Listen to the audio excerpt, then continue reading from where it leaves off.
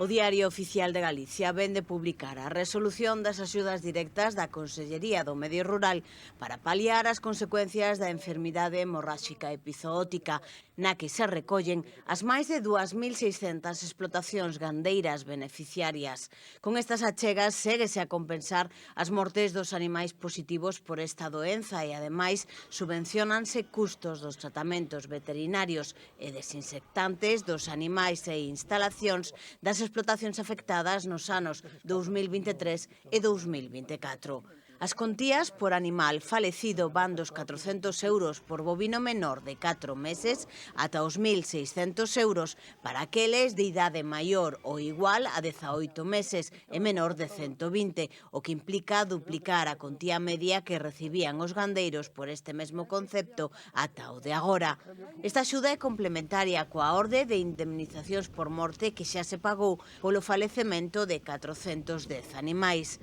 Aqueles que se beneficiasen desta última orde de axuda recibirán a diferenza entre os baremos destas achegas concretas para a enfermidade e os importes xa cobrados. Sobre as achegas dirixidas aos tratamentos veterinarios e desinsectantes de animais e instalacións, as contías concedidas son de 100 euros por animal afectado no caso dos tratamentos e de 20 euros por animal censado na explotación, ata un máximo de 4.000 euros por granxa nos desinsectantes. Estas axudas, ao ser directas, permiten reducir a carga burocrática para os gandeiros, polo que os titulares das explotacións só terán que presentar unha aceptación da axuda sen necesidade de xuntar ningunha outra documentación.